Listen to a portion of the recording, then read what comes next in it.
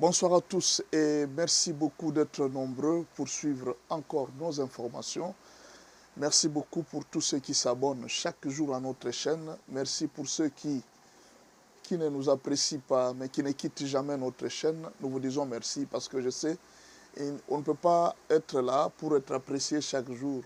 Les critiques font grandir une chaîne. Plus vous nous critiquez, plus nous sommes en train de nous améliorer. Alors nous allons parler de beaucoup de choses aujourd'hui.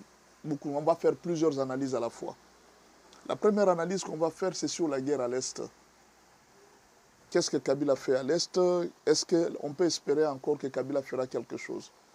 Bon, dans un premier temps, je m'en vais vous dire que, je vous répète encore que la guerre de l'Est, c'était déjà terminé depuis le 26 janvier 2005.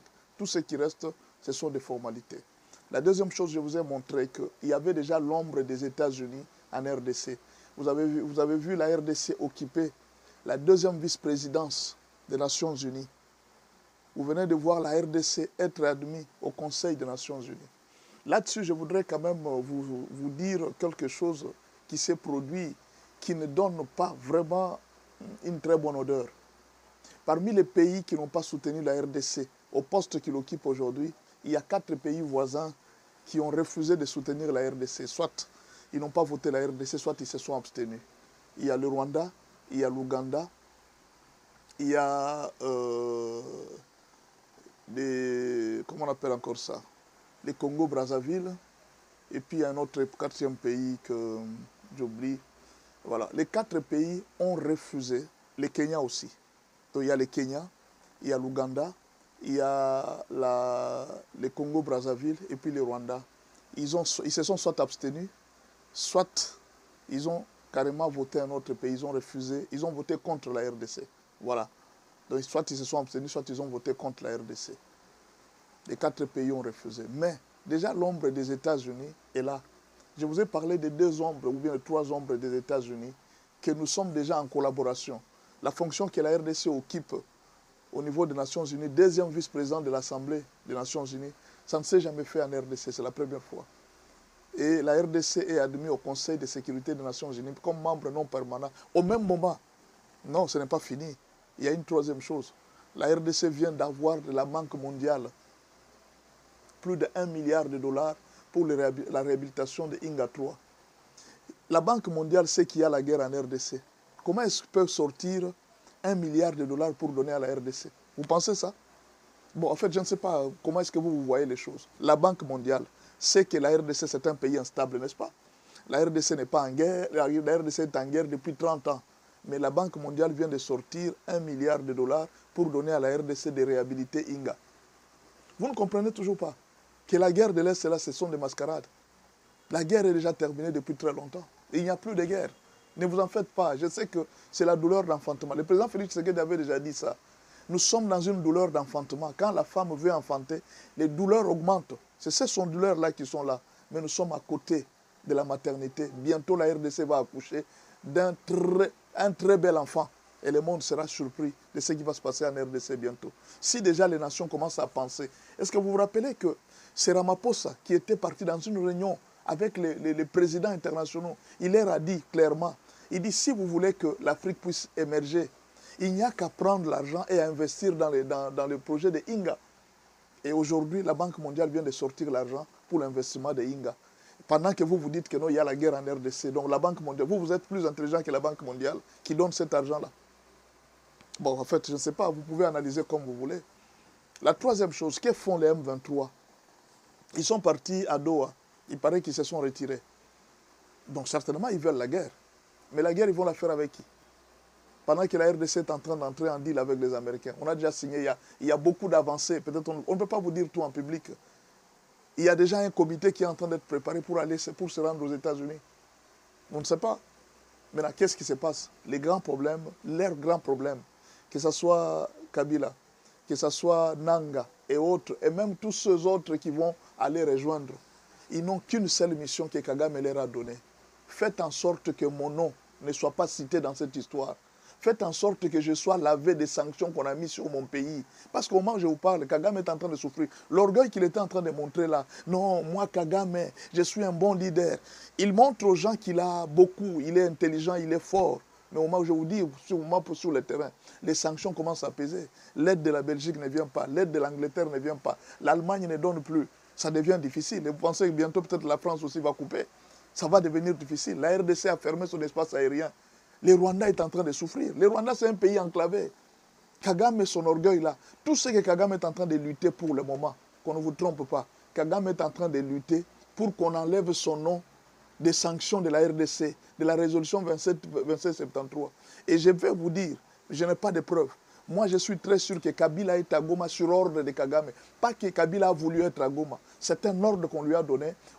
C'est une sorte d'ultimatum que Kagame lui a donné. Si tu ne te présentes pas tel jour, je peux t'éliminer. Tu vois un peu? Il est là pour ça.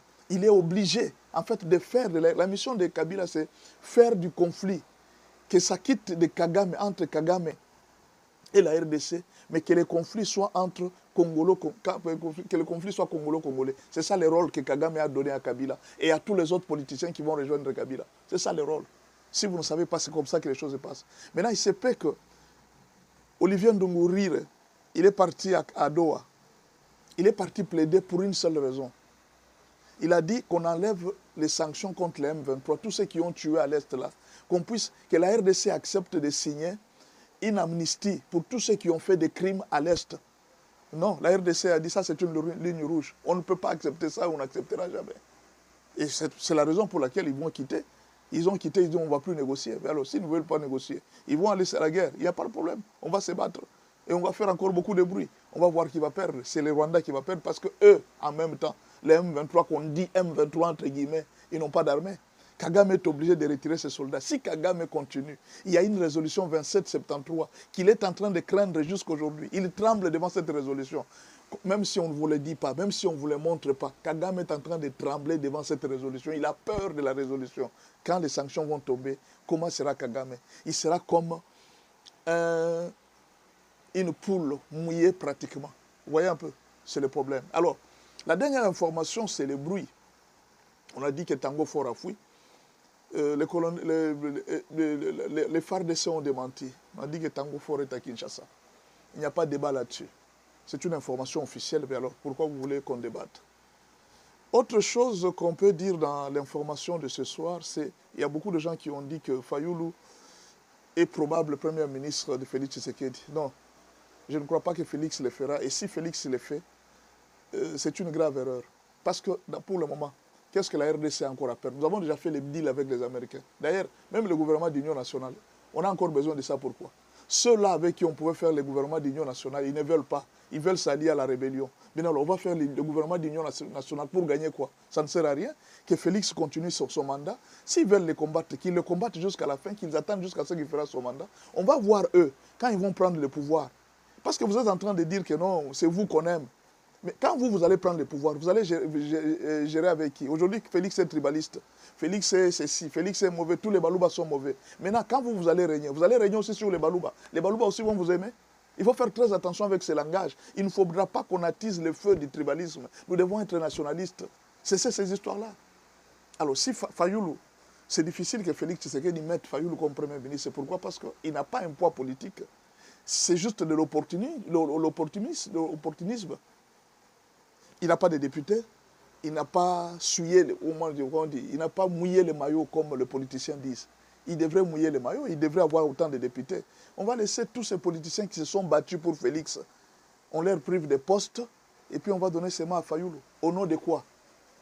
Au nom de quoi? Donc pour avoir la paix au pays. Mais c'est quelle paix? Ces gens ont déjà dénigré Félix pendant tout son mandat, durant 5 ans. Ils l'ont humilié, ils l'ont injuré, ils ne l'ont même pas soutenu.